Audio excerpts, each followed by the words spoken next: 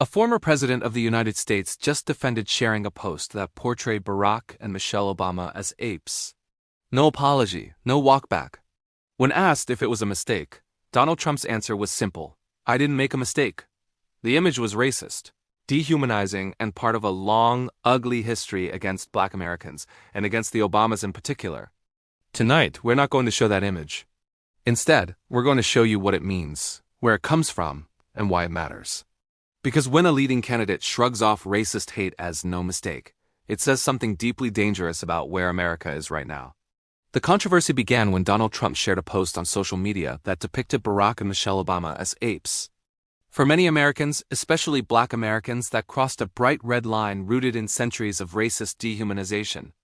The post spread quickly: screenshots, reactions, condemnations before Trump was finally pressed to explain himself. Standing before reporters, given a chance to disown the image, he chose something else: defiance.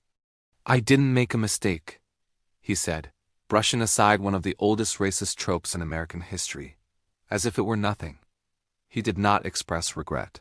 He did not acknowledge the pain such imagery has caused across generations. Instead, he framed himself as the victim, as he has so many times before, casting criticism as unfair attack. Once again, a man who once held the most powerful office in the world chose to normalize racist content rather than condemn it. For his supporters, it was another moment of telling it like it is. For his critics, it was proof of something far darker. To understand why this matters, we have to go beyond one post and one quote and look at the deeper pattern.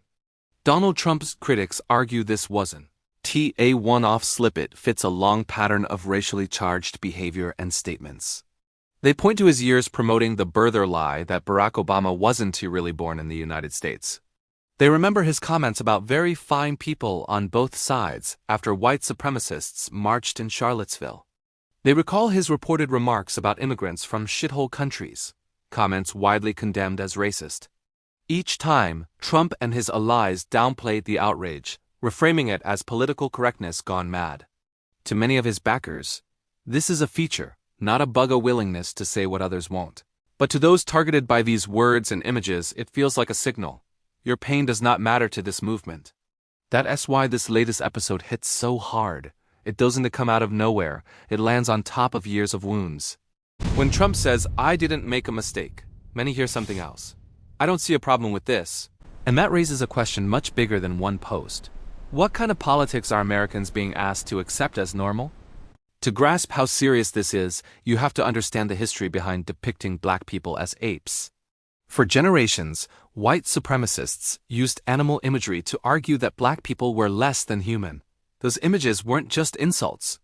They were tools used to justify violence, discrimination, and second-class citizenship. Comparing Black people to apes was a way to say, you do not belong in the same category of human dignity as we do. That's why civil rights groups call this a dehumanizing trope, not just a rude joke or edgy meme. When it is aimed at Barack and Michelle Obama, the first Black president and first lady, it carries even more weight. They aren't just individuals. They are symbols of Black accomplishment at the very top of American power.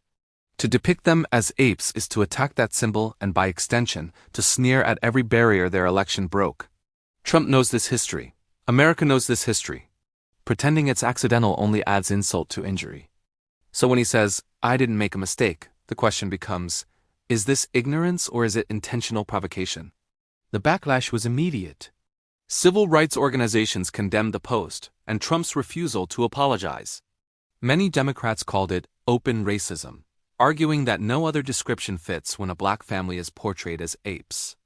Some Republicans criticized the post too, though often in softer terms, describing it as ill-advised or unhelpful. Others in the GOP stayed silent, unwilling to openly confront a man who still commands huge loyalty in their base. Among everyday Americans, reactions split along familiar lines: horror and exhaustion on one side, defense and dismissal on the other. Some Trump supporters argued it was just a meme, that people were overreacting, that critics hate Trump no matter what he does. For Black Americans, many of whom have seen similar imagery used against them personally, it didn't feel like a joke at all. Instead, it felt like a reminder that in 2026, a man who wants the presidency back is comfortable amplifying dehumanizing content. The Obamas themselves did not immediately respond publicly, as they rarely comment on Trump's outbursts. But they didn't have to. America already knows what this imagery means and what choosing it says about the man who shared it. For many black viewers, this wasn't just about one couple. It was personal, tapping into memories they wished they didn't have. Memories of schoolyard taunts, racist jokes, and images that compared them or their loved ones to animals. Experts in racial trauma say each new incident like this reopens old wounds, even when it targets public figures, not private citizens. Because publicly accepted dehumanization sends a message. If it's okay for them, maybe it's okay for you too. That's why civil rights advocates push back so hard. They're not only defending the Obamas, they're defending a boundary. A boundary between what is allowed in political speech and what crosses into open, dehumanizing racism. Each time that line is crossed without consequences, it becomes easier for others to cross it too. And for communities who've always been told their lives matter less, that's not an abstract debate, it's a daily reality.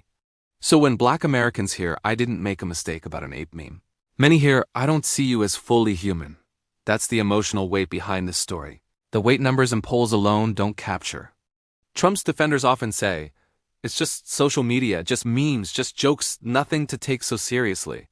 But that's exactly what makes this moment so powerful. Racism dressed up as just content, normalized in people's feeds. Memes offer what experts call plausible deniability. You can always say, "Relax, it's just a joke." But repeated often enough, those jokes start to shape how people see each other, especially in polarized environments. When a political leader shares them, it's not random.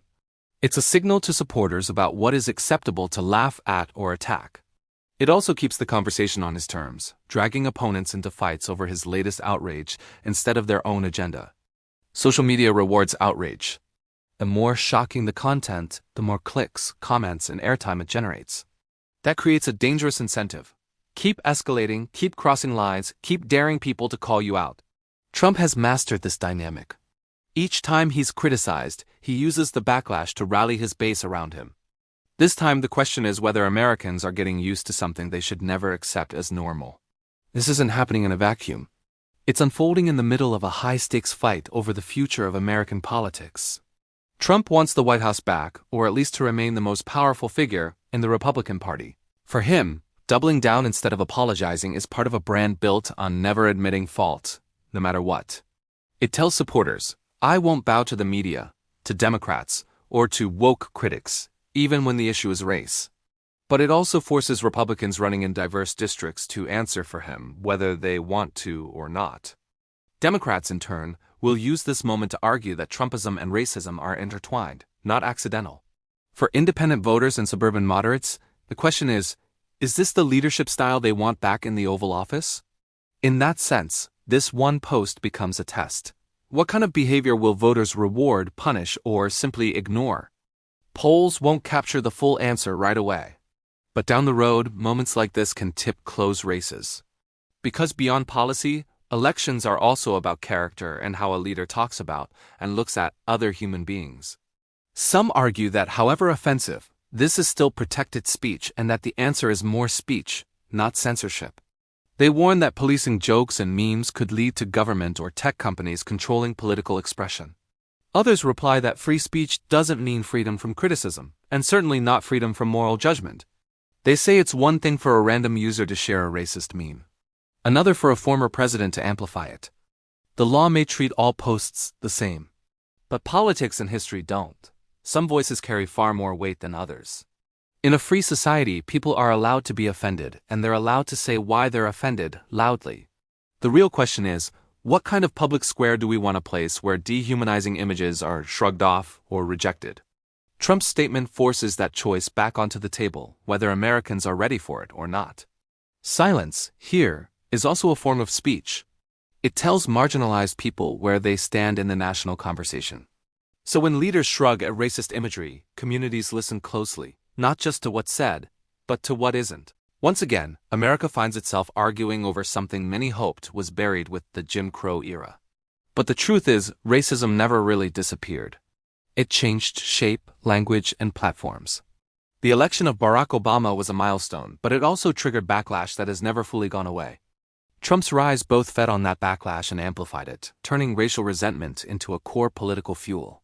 Now years later, we're still seeing the fallout in moments like this. A powerful man minimizing racist abuse as no mistake. The deeper question is whether the country will confront that reality honestly, or keep pretending it's just about offense.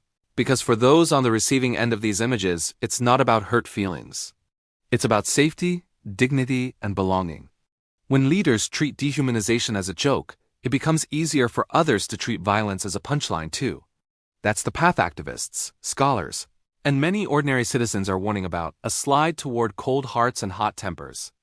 And that path doesn't just threaten one party or one leader, it threatens the shared idea of who we are.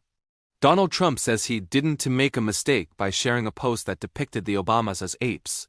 Legally, he may have that right. Politically and morally, Americans now have to decide what to make of it. Will this be dismissed as another Trump moment in an endless cycle, or remembered as a line too far for a would-be president? The answer won't be found in one news cycle. It will be written in votes, in conversations, in what people choose to share or not share. In our feeds, in our living rooms, and in our politics, we each decide whether to normalize this or to push back. That decision will shape not just who wins an election, but what it means to be an American in this moment. For some, the Obamas represent hope and possibility. For others, they represent change they still reject. How the country responds when they are dehumanized tells us who we really are when it comes to race and power. This isn't about one meme. It's about the lines we draw and whether we still believe some lines should never be crossed. This is U.S. Media Power, bringing you the story behind the headlines, not just the clip that went viral. If you want deeper coverage of U.S. politics, race, and the media battle shaping our future, stay with us and subscribe. Let us know in the comments, was this a mistake or a message, and what should the response be? We'll keep following this story and others like it, as America decides what kind of leadership it's willing to tolerate. Because in moments like this, silence is never neutral. It always speaks one way or another. You're watching U.S. Media Power. Thank you for watching and take care of each other out there.